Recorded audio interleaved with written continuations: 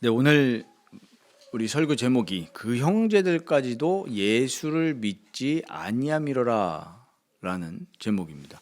이것이 왜 이런 말씀일까? 아마 조금 이해하기가 우리가 충분치 않습니다. 근데 오늘 이 말씀을 가만히 우리가 겸허함으로 듣고 성령의 조명하심을 구하면서 이 설교를 듣는다면 정말 우리가 많은 것을 놓치고 있었구나. 또 우리가 하나님이 원하시는 대로 예수를 올바르게 믿고 또 그리스도의 영광을 위해서 살아가지 못했구나, 이런 사실을 우리가 발견하게 될 것입니다.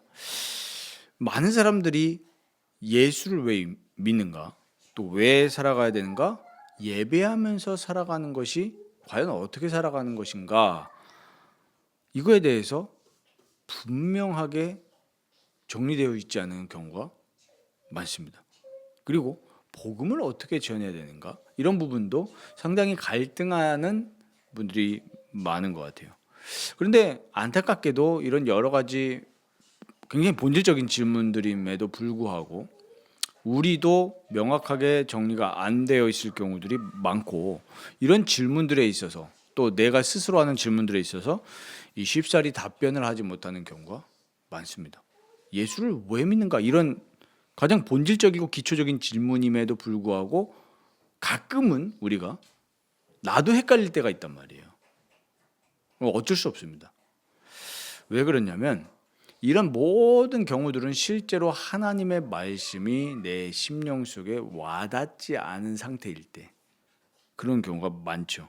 그래서 우리는 하나님의 말씀이 아니면 도무지 우리의 인생에 있어서 명확하고 클리어한 답을 낼 수가 없습니다. 그래서 우리는 늘 도움을 구해야죠.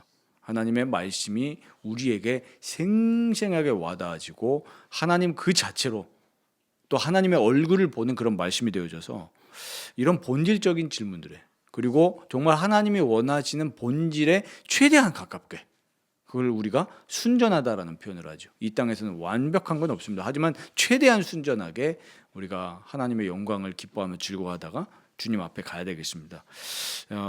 예수 믿는 것이 무엇인지 이해되어 있지 않은 상태, 예수를 믿는 것이 어떻게 믿는 것인지 이해되어지지 않는 상태, 방금 말씀드렸던 것처럼 말씀이 실제로 와닿지 않은 상태다 보니까 실제로는 육의 사람인 겁니다. 영의 사람은 육신의 것을 미워합니다. 하지만 육신의 사람은 영의 것을 미워하고 육신의 것을 너무 사랑해요. 오늘 그 배경으로 오늘 이 본문을 보시면 조금 더 이해하기가 쉬우실 겁니다. 오늘 그 형제들까지도 예수를 믿지 아니했다, 이렇게 말씀하고 있는데 우리 6장의 배경을 다시 한번 좀 떠올리셔야 됩니다. 무슨 사건이 있었습니까? 전대미문의 사건이에요. 오병이어의 사건이 있었습니다. 제가 어저께도 저희 아들 성경 동화책을 읽어주는데 아들이 하필 또 그 책을 갖고 왔어요. 5개의 떡과 2마리의 물고기가 5,000명을 먹이고도 남았고 또 예수님이 그 뒤에 이 갈릴리 호수를 걸어가신 장면, 그 책이 있었는데 지금 오병이어 사건이 있었고 오병이어 사건 이후에 예수님이 요한복음 6장 길게 메시지를 하셨죠. 생명의 떡을 자세히 풀어서 설명하셨습니다. 그 이후에 예수께서 갈릴리에서 다니시기만 하시고 유대에서 다니려 아니하셨다, 오늘 이렇게 요한은 기록을 했습니다.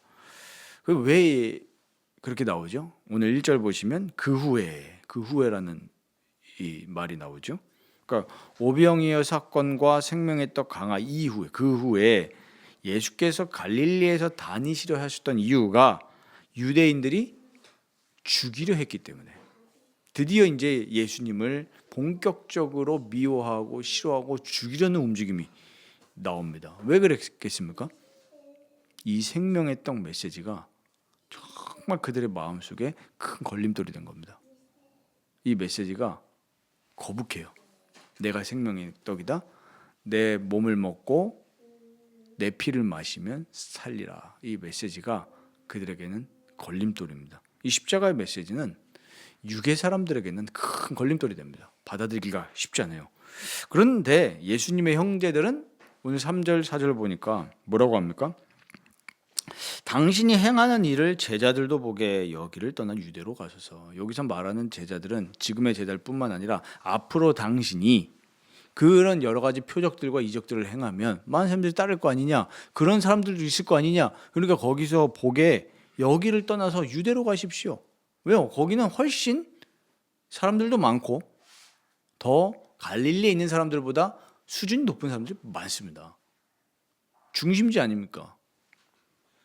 그러면서 4절에 예수님을 두고 오히려 훈계하는 비슷한 말을 하죠.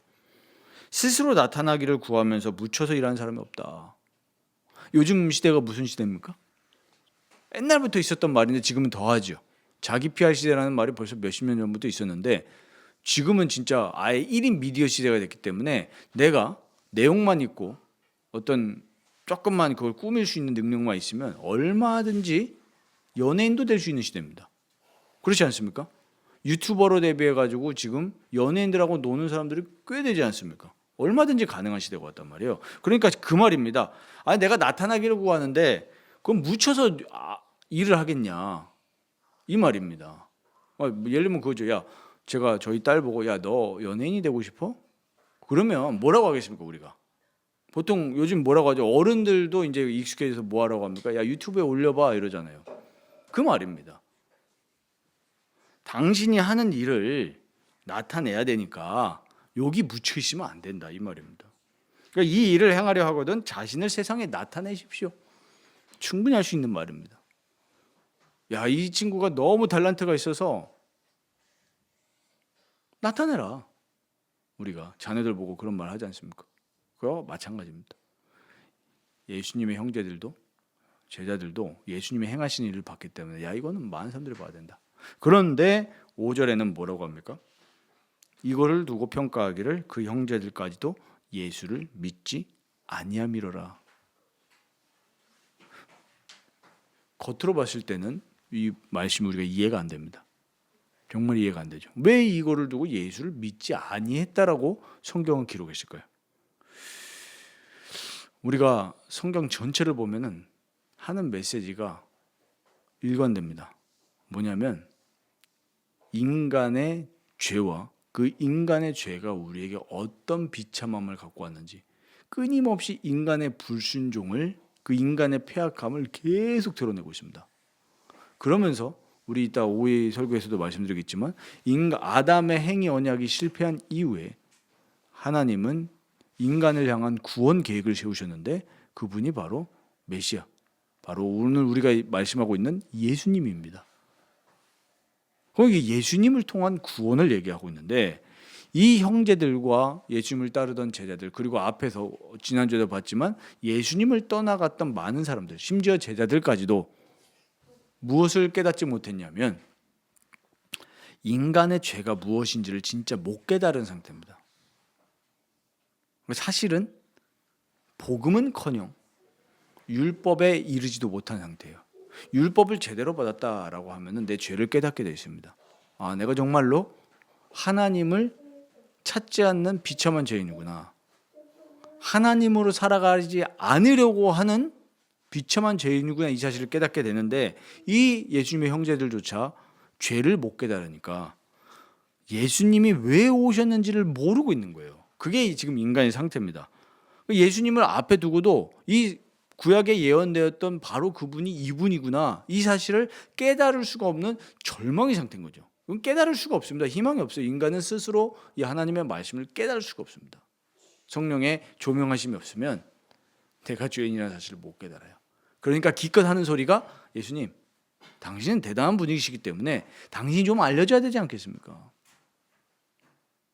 이 얘기를 하나님은 요한을 통해서 뭐라고 기록하셨습니까? 예수를 믿지 아니했기 때문에 이런 소리 한 거다. 제가 조금 의역을 해서 하자면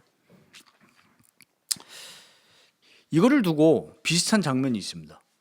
우리가 잘 아는 우리 최초의 신앙 고백 어디입니까? 마태복음 16장 16절.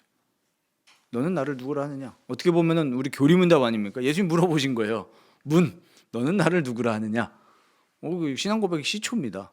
우리 교리 교육의 시초거든요. 너는 나를 누구라 하느냐? 그랬을 때 베드로가 주는 그리스도시요 살아계신 하나님의 아들이십니다. 이 전대미문의 신앙 고백을 한 뒤에 마태복음 16장 21절 24절 내용 잘 아실 겁니다. 베드로가 뭐라고 합니까? 예수님 십자가 지지 마시옵소서. 예수님이 그때 신앙 고백 이후에 예수님이 죽고 부활하실 것을 얘기했다 이렇게 나오거든요. 21절에. 그 뒤에 22절, 23절, 24절 보면은 베드로가 예수님 보고 십자가 지지 말라고 그랬고 예수님은 이 베드로의 얘기를 보고 뭐라고 하셨습니까? 사탄아 물러가라 이렇게 얘기하셨어요.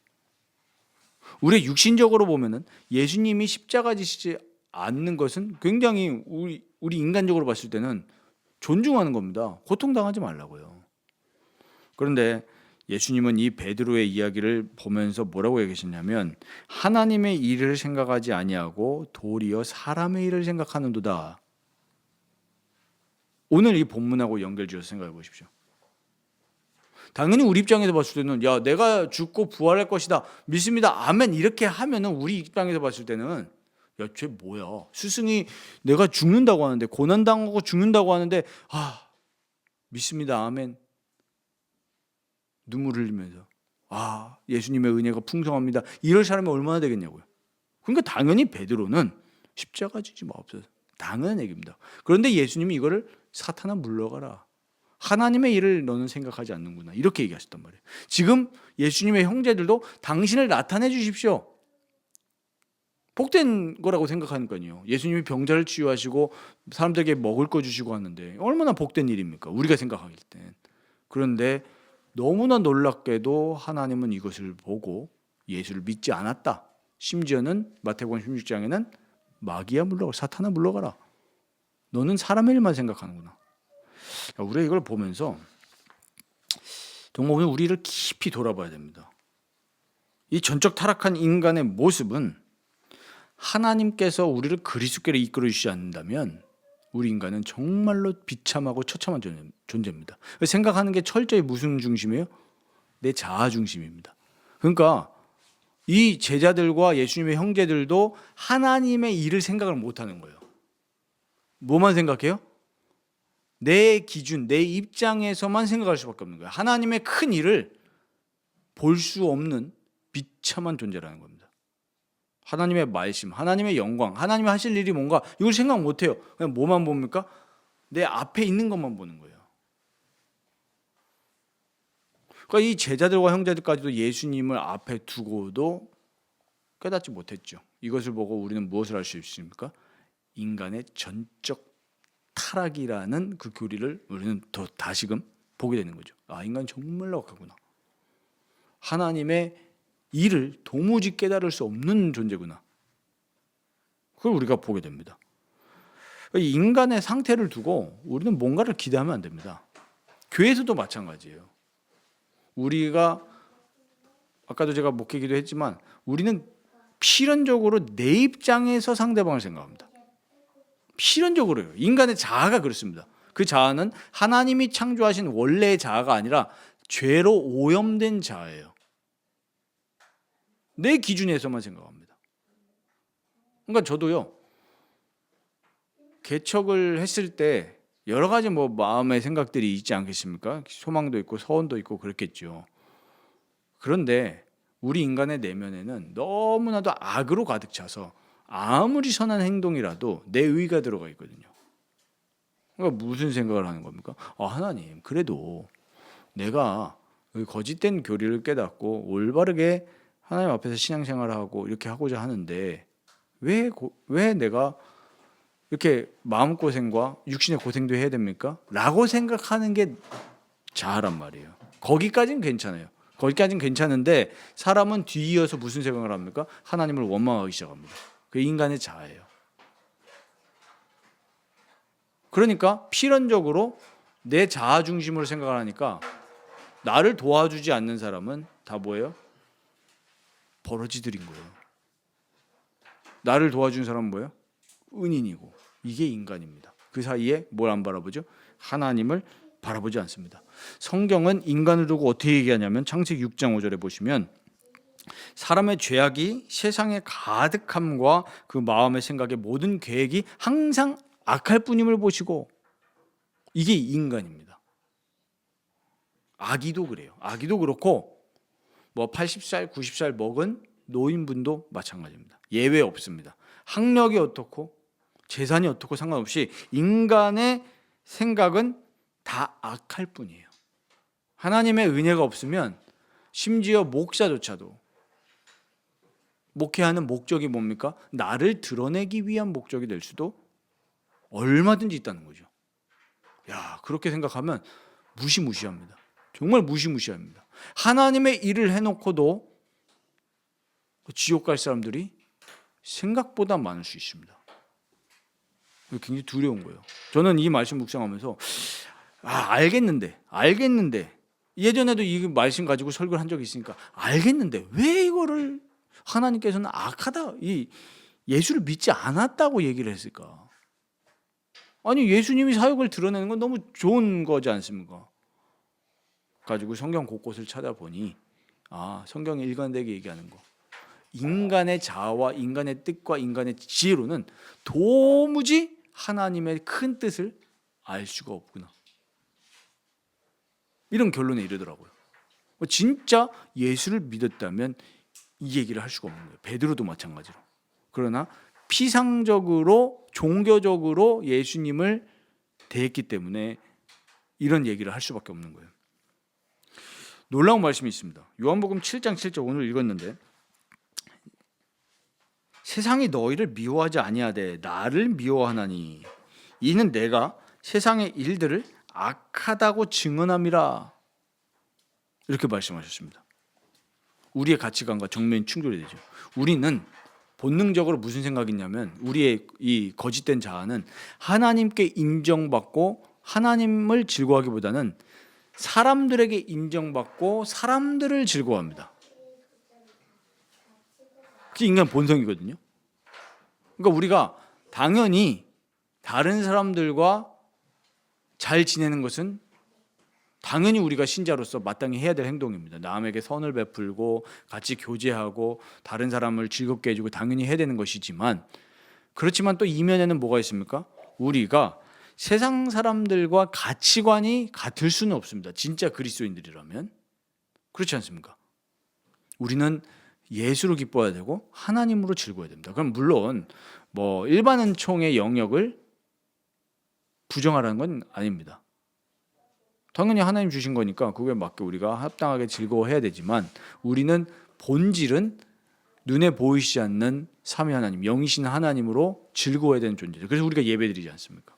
왜 우리가 그렇게 피곤하고 힘든데도 하나님께 예배하러 나옵니까? 이 예배가 뭡니까? 하나님께서 임재하시고 우리에게 본질적으로 은혜 주신 것은 이 예배거든요. 다른 세상 즐거움은 아닙니다. 저도 개척하고 나서 제가 23년도 8월 달부터 저희 가족끼리 예배드리기 5개월 동안 예배드렸는데, 그때 이제 예배하기 전에 이제 이 가족 여행을 가고 3년 만이죠. 3년 만에 가족 여행을 1박 2일로 금요일 날 갔다 왔거든요. 저희 부모님 모시고 뭐 어버이날 뭐 이래저래 퉁치면서 갔다 왔는데, 뭐 이래저래 뭐 여행 갈 마음의 여유조차 없었던 거죠. 여러 가지 뭐 시간이나 경제나 이런 것들이나. 우리가 그런 것들을 하지 말라는 얘기는 아닙니다. 그러나 우리가 세상 사람들과 가치관이 같으면 안 되는 거거든요, 그리스도인들은. 그런데 우리도 모르게 무슨 컴플렉스가 있냐면, 세상 사람들로부터 인정받아야 된다라는 그 컴플렉스가 지금 한국 교회 안에 가득 찼습니다. 미움받을 행동을 하라는 얘기는 아니죠. 매너 있게 해야 되고 질서 있게 해야 됩니다. 하지만 꾸며낸다고 하는 생각이 본질의 십자가의 메시지를 던지는 것이 아니라, 교회 안에서 뭐 하기 시작했습니까? 불편한 메시지를 하면 안 돼요. 그 대표적인 이 증거가 뭡니까? 죄에 대한 강력한 권면과 회개에 대한 메시지가 실종한 겁니다. 뭐예요? 세상 사람들에게 인정받기 위해서 기독교는 사실 굉장히 도덕적인 종교입니다. 그 메시지 자체가 틀린 건 아닙니다. 하지만 본질은 아니에요. 본질은 죄와 회개와 그리스도 천국이 선포되지 않으면, 부활이 선포되지 않으면 이 성경의 메시지는 깡통입니다. 아무리 차에 옵션을 덕지덕지 발라놔도 뭐 썬루프를 붙이고 뭐 자동주행을 갖다 붙이고 해도 거기에 엔진이 들어가지 않으면 차는 깡통입니다. 그런데 지금 기독교가 많은 사람, 이 목사들조차도 가치관이 세상과 같아져서 십자가 보혈의 메시지가 사라진 거예요. 어느 지역에, 저희 동네하고 가깝습니다. 어느 지역에 큰 교회가 있습니다. 제가 비방하려고 하는 비방이 아닙니다. 충격적인 거예요. 무슨 얘기가 있었냐면 교회가 한참 이렇게 성장 있을 때 전도지에 뭐가 있었냐면 교회에 대학생들, 청년들, 예쁜 사람들 실제로 있었던 일입니다. 얼굴을 교회 전도지에 붙여놓고 어느 지역에서 제일 물 좋은 교회. 그 얘기 진짜 충격받았거든요. 그래서 제가 다 2번 여쭤봤어요. 진짜냐고. 자기가 실제로 가지고 있었다고. 충격적인 일입니다. 세상 사람들에게 질서 있게 행동하지 말라는 얘기가 아니라 비유 맞춘다고요.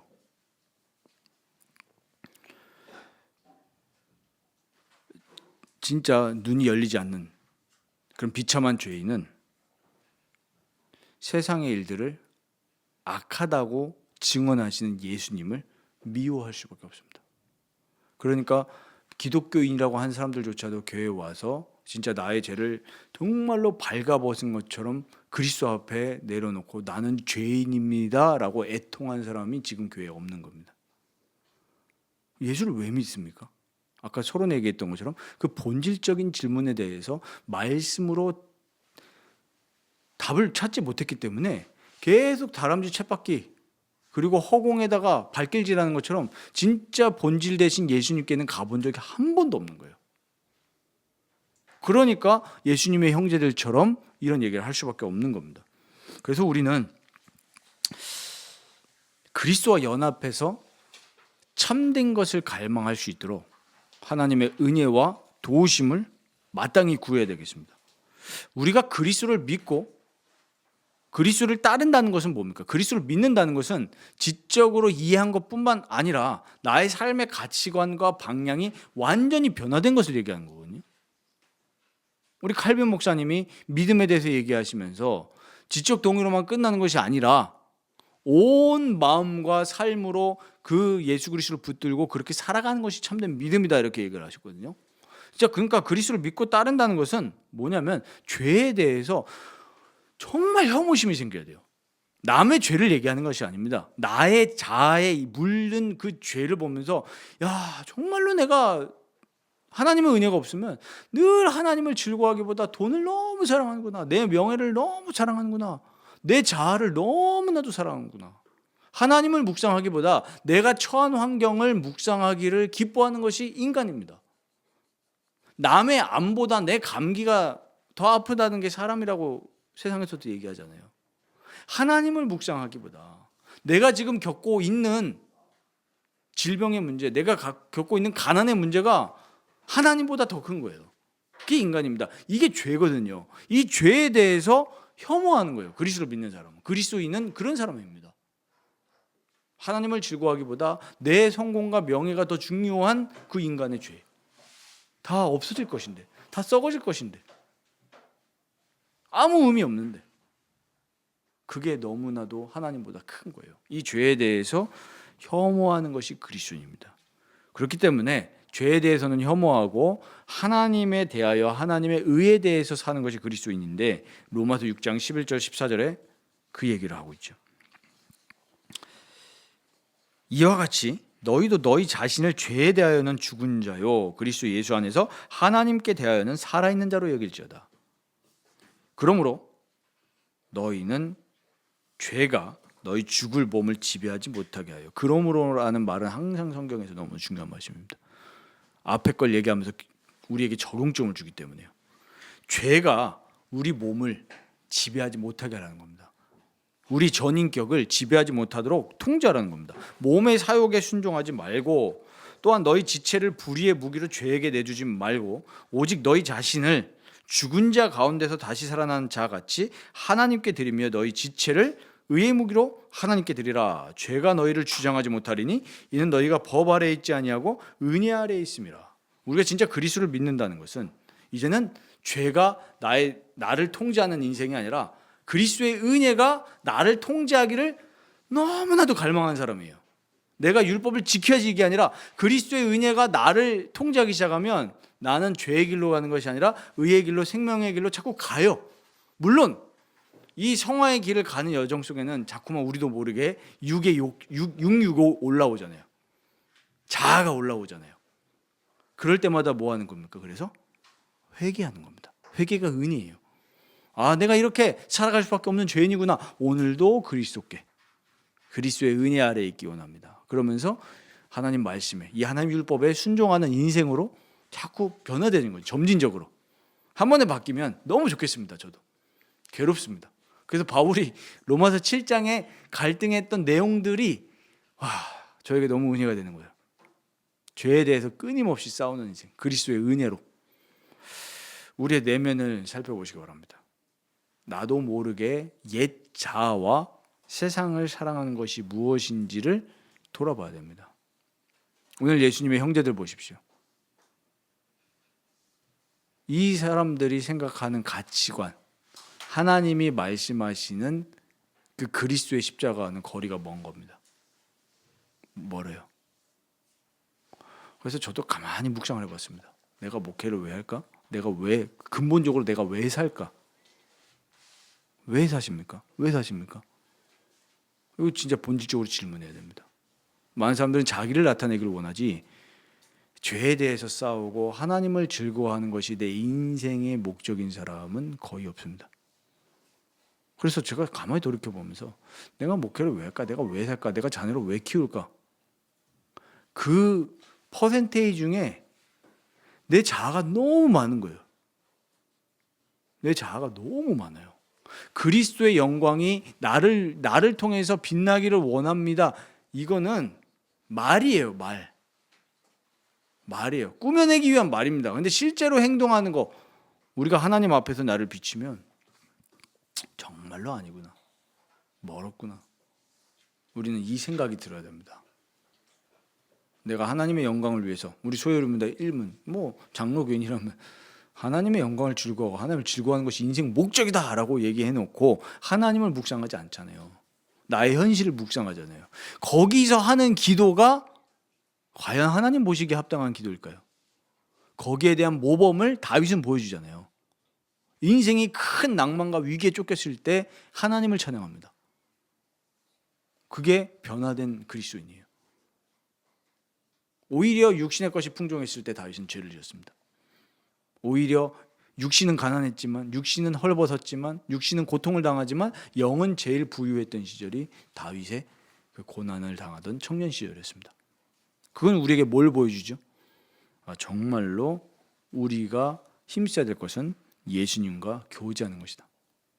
그리고 예수님과 교제하는 것이 우리 세상의 모든 가치관과 야망과 어떤 모든 욕심들을 압도해야 됩니다. 예수님과 교제하는 게. 그러니까 이 형제들은 진짜 예수님이 하실 일이 무엇인지를 전혀 모르는 상태예요. 그렇다고 우리가 예수님의 형제들을, 예수님의 제자들을 정죄할 이유는 없습니다. 우리도 똑같기 때문에. 이들도 예수님이 보여주셨기 때문에 아는 겁니다. 우리 누가복음의 끝에 나오는 누가복음 24장에 엠마오로 가던 두 제자 얘기 아시죠? 이 사람들이 예수님이 죽고 난 다음에 부활했다는 얘기를 못 들었어요. 걸어갑니다. 안색이 너무나도 슬퍼요. 근데 예수님이 나타나시죠. 근데 예수님이 나타나시는데 놀랍게도 이 두 제자들은 예수님이신지를 몰라요. 아니 그게 말이 됩니까? 근데 그게 하나님의 방법이에요. 자기를 못 알아보게 하셨습니다. 근데 거기서 어떻게 알아보게 하시죠? 말씀을 통해서, 성경을 열어서 예언된 말씀을 깨닫게 하시는데 누가복음에는 어떻게 기록이 되어 있냐면 그 제자들의 마음이 어떻게 됐다고요? 뜨거워졌다 얘기합니다. 그러니까 우리가 눈으로 예수님 보는 게 중요한 게 아니라는 거예요. 눈으로 봐도 못 깨닫고 있잖아요. 그런데 하나님이 성령을 통해서 그리스도께서 죽으시고 부활하실 것, 이것이 우리에게 어떤 의미가 되는지를 성령께서 깨닫게 하시니까 마음이 뜨거워지는 겁니다. 그 사실이 믿어지니까 뜨거워지는 겁니다. 그러니까 우리는 하나님의 은혜 주지 않으면 우리가 인생의 본질을 말씀을 통해서 깨달을 수가 없다. 그렇기 때문에 우리는 하나님의 은혜만 구하면 됩니다. 무릎 꿇으면 돼요. 하나님 나에게 은혜를 주셔서 정말로 예수님이 누구신지, 내가 어떻게 살아야 되는지, 그리스도의 십자가를 지고 사는 것이 무엇인지를 깨달을 수 있도록 은혜를 구하면 하나님은 그런 은혜를 우리에게 주실 줄 믿습니다. 주십니다. 그래서 세상의 일은 우리를 멸망으로 이끕니다. 이 세상에 떴다라고 생각하는 사람들 한번 다 돌아보십시오. 그 사람들이 말년에 고백하는 거 들어보십시오. 다 의미 없습니다. 최근에도 어떤 핫했던 연예인이 유튜브를 시작을 했더라고요. 보지는 않았는데 뭐 간략하게 들어오는 소문을 보니, 야, 내가 한참 잘 나갈 때 돈을 뭐 억 단위, 몇십억 단위, 몇백억 단위로 벌었는데 그냥 흥청망청 다 쓰고 그런 거예요. 근데 이제 교회 나가더라고요. 교회 나가는데 뭐 정확하게 예수님 많은지 안 많은지 그건 알 수는 없지만 어쨌든 돈을 벌어봐도 의미가 없다라는 거예요. 그렇죠. 우리 인간은 하나님을 만나지 못하면, 하나님을 즐거워하지 않으면 돈이 아무리 많아도 공허한 게 사람입니다. 그러니까 이제 그게 끝을 가면은 이제 막 알면서도 마약 맞고 그러는 거죠. 너무 공허하고 허무하니까. 그래서 우리는 갈라디아서 5장 24절에 나와 있는 것처럼 우리가 그리스도를 믿는다는 것은 그리스도의 예수의 사람들은 육체와 함께 그 정욕과 탐심을 십자가에 못 박았느니라. 우리는 단순히 사치와 그런 이야기를 하는 것이 아닙니다. 하나님을 즐거워하지 않는, 하나님을 찾지 않는 그 반대되는 육신의 정욕들, 이 정욕과 탐심을 십자가에 못 박는 겁니다. 누가요? 그리스도인들은. 그래서 제가 한 주간 묵상하면서 마음이 쫙 풀리더라고요. 아, 내가 목회를 하는 것이 뭘 위해서 목회하냐? 한 영혼이라도 그리스도께로 이끌어가면 끝나는 거 아니냐? 근데 왜 자꾸만 내 비전과 내 목표와 내 계획이, 내 타임라인이 왜 내 자아와 목회에 들어가냐? 이런 회개를 하게 하시는 거예요. 아, 십자가 앞에서죠. 십자가 앞에. 그리고 한 영혼을 소중하게 여기고 한 영혼에게 복음을 똑바로 전해라. 너가 만난 예수를 전해라. 신앙 내가 이렇게 신학을 열심히 공부합니다. 그게 중요한 겁니까? 예수님을 똑바로 전해야죠. 그걸 이제 회개하게 하시더라고요. 아, 정욕과 탐심을 십자가에 못 박아라. 내가 어떤 평가를 받고 내가 그 중요한 거 아닙니다. 심지어 가족에게도 멸시받을 수 있는 겁니다. 우리는 십자가의 모든 정욕과 탐심을 십자가에 못 박고, 예수님이 그 베드로에게 마귀야 물러가라라고 얘기하신 다음에 하신 말씀이 마태복음 16장 24절에 자기를 부인하고 자기 십자가를 지고 나를 따를 것이니라, 이렇게 말씀하시죠. 이게 우리의 삶의 본질입니다. 자기 부인, 내 자아를 부인한 겁니다. 하나님의 영광을 즐거워하지 않는, 하나님의 뜻을 모르는 우리의 자아를 부인하는 거죠. 그래서 로마서 6장 4절에서 5절 보면, 우리가 그의 죽으심과 합하여 세례를 받음으로 그와 함께 장사되었나니, 이 말은 뭔 말입니까? 내 옛 자아, 그리스도의 뜻을 모르고 하나님의 뜻을 모르는 나의 옛 자아는 십자가에서 함께 죽었다. 그러면 우리로 또한 새 생명 가운데서 행하게 하려 함이라. 새 생명 가운데서 행하는 겁니다. 그러니까 이 사람은 늘 하나님의 뜻을 질문하죠. 오늘 내가 어떻게 살아가는 것이 하나님의 뜻인가? 내가 어떻게 직장 생활하는 것이 하나님의 뜻인가? 질문하면서 그리스도와 교제하니까 가장 복된 인생이 됩니다. 가장 겸손한 인생이 됩니다. 가장 자족을 누린 인생이 됩니다. 왜 하나님 나에게 지금 돈이 없게 하셨을까요? 이 뜻을 물어보겠죠. 그러면서 가장 자족하게 됩니다. 그럼 돈이 생겼을 때 어떻게 합니까? 왜 하나님 나에게 돈을 주셨을까요? 내 자아를 위해서 사용하지 않겠죠.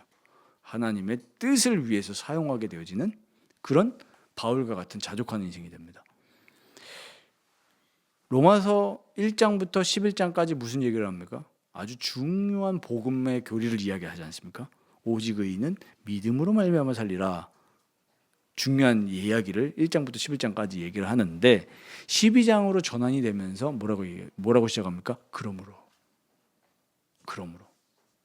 우리 영국의 마틴 로이드 존스 목사님은 이 그러므로를 얘기하면서 12장 1절에 그러므로를 얘기하면서 세상에서 가장 위대한 접속사라는 이야기를 하셨어요. 그러니까 1장부터 11장 오직 의인은 믿음으로 말미암아 살리라 라는 거에 대한 결론으로 우리가 어떻게 살아가야 되느냐. 그러므로 형제들아 내가 하나님의 모든 자비하심으로 너희를 권하노니 너희 몸을 하나님이 기뻐하시는 거룩한 산제물로 드리라. 이는 너희가 드릴 영적 예배니라 하면서 너희는 이 세대를 본받지 말고 오직 마음을 새롭게 함으로 변화를 받아 하나님의 선하시고 기뻐하시고 온전하신 뜻이 무엇인지 분별하도록 하라. 너희가 그리스도를 통해서 중생함, 새 생명을 얻은 사람이기 때문에 어떻게 살아가야 된다고요? 이 세대를 본받지 말고 마음을 새롭게 해라. 이게 명령입니다. 우리를 향한. 그러니까 우리는 자꾸만 시대에서 말하는 것들을 거슬러야 돼요. 분별해야 됩니다. 물론 어쩌다가 맞는 내용도 있을 수 있습니다. 얻어 걸리는 거죠. 그러나 우리는 그것이 기준되는 것이 아니라 하나님의 말씀이 기준되고 성령님의 가르치심이 기준되어서 하나님의 온전하신 뜻이 무엇인지를 분별하도록 힘써야 됩니다. 그것이 바로 경건 생활이죠. 매사에 그렇습니다. 말하는 것부터. 그러니까 우리가 진짜 기도 생활을 많이 하면 할수록 말이 줄어듭니다. 왜요? 말로 죄 짓는 경우가 너무 많기 때문에 그렇죠. 생각 없이 뱉으니까. 가족 사이에서 싸우는 이유가 뭡니까? 편하니까 말을 아무렇게나 하거든요. 그런데 우리가 진짜 말도 하나님의 기뻐하시는 말이 무엇일까? 질문하면서 말한다면 오늘 형제들, 예수님의 형제들처럼 이런 말을 할 수가 없습니다. 정말로 우리가 그리스도 앞에 엎드려서 하나님의 기뻐하신, 하나님이 온전하신 뜻이 무엇인지를 분별하면서 우리가 고난과 역경 가운데 있을 때라도 하나님의 뜻을 분별하면서 살아간다면 하나님의 가장 그 복을 우리가 누릴 수 있을 줄 믿습니다. 그래서 우리가 오늘 말씀을 맺으면서 진정으로 우리가 예수를 믿는다는 거, 피상적으로 얘기하면 너무 쉽습니다. 나는 예수 믿습니다. 하지만 실제로는 온전하게 예수 믿는 것은 불가능합니다. 어렵다 정도가 아니라 불가능해요. 우리가 예수를 올바르게 믿는다? 불가능한 겁니다. 나 예수 올바로 믿을 수 있는데요. 나 그래도 좀 말씀 아는데요. 나 좀 그래도 교리, 신앙 고백서, 신학 내용 아는데요. 라고 한다고 해서 예수를 올바르게 믿는다? 불가능한 겁니다. 진짜 예수 믿는다는 것은 아는 것이 아니라 내 자아를 부수는 거거든요. 하나님의 뜻과 반대되는 내 자아를 부수는 것이 예수 믿는 것인데 불가능한 얘기지 않습니까? 내 자아 무시하면 제일 열받는 게 인간이거든요. 야, 하나님 영광 받으시게 너 길거리로 나앉아라. 극단적으로 얘기해서. 그 싫어 좋아할 사람은 어디 있겠습니까? 근데 거기에 모델이 된 건 바울인데 그렇지 않습니까? 바울은 예수를 위해서 고난을 당했단 말이에요. 물론 부에 처할 줄도 안다고 했죠. 하지만 당장 우리 여기 계신 분들은 예수를 위해서 십자가 지십시오. 누가 지겠습니까? 예수 때문에 내가 막 비방받고 비난받으면 못 버티는 게 우리 인간인데 예수를 믿는다는 것은 내 옛자를 부숴버리는, 죽어버리는 거거든요. 무시당하면 기분 나쁘지 않습니까? 네? 저희 아내 얘기해서 미안하지만 가끔 아내가 씩씩거리면서 퇴근할 때가 있거든요. 왜 그렇습니까? 제가 들어도 열이 받아요. 왜냐하면 진상들이 너무 많기 때문에. 얼굴 안 보이는 사이에서도 이상한 얘기 들으면 얼마나 내 자아가 열을 받습니까? 근데 우리가 신앙생활을 한다는 것은 내 자아를 완전히 부인하는 것인데 하나님의 뜻에 순종하겠다는 건데 그렇지 않습니까? 그래서 하나님은 우리에게 말씀하셨습니다. 빌립보서 2장 5절에 보면 너희는 이 마음을 품으라 그랬죠. 곧 그리스도 예수의 마음이니. 그 그리스도 예수의 마음이 뭡니까? 하나님이신데도 자기의 형체를 비워서 우리 종의 형체를 입고 나타나실 정도의 그 마음이 예수의 마음입니다. 그 모범을 우리에게 보여주신 겁니다. 하늘 영광을 버리고 이 땅에 오실 정도로 우리를 사랑하셨습니다. 그러면 그 마음을 품으면 우리 어떻게 된다는 얘기입니까? 우리도 자아를 부인하고 가장 하나님 앞에 겸손한 사람으로 하나님의 뜻에 순종하는 사람으로 살아갈 수 있다는 얘기입니다. 그래서 마음을 품으면 됩니다. 마음을 품으면 그게 기도입니다. 하나님 내가 자아를 부인하고 하나님의 뜻에 순종하고 그리스도와 연합하면서 살아가는 새 사람이 되길 원합니다. 마음을 품으면 하나님은 뭘 주십니까? 성령을 주시고 은혜를 주십니다. 그래서 우리가 정말로 하나님의 뜻에 순종하면서 세상을 사랑하지 않고 죄를 사랑하지 않고 하나님 안에 있는 그 그리스도 예수 안에 있는 의와 복을 마음껏 누리시는 우리 모든 라이프교회 성도님들 되시기를 주님의 이름으로 축원드립니다.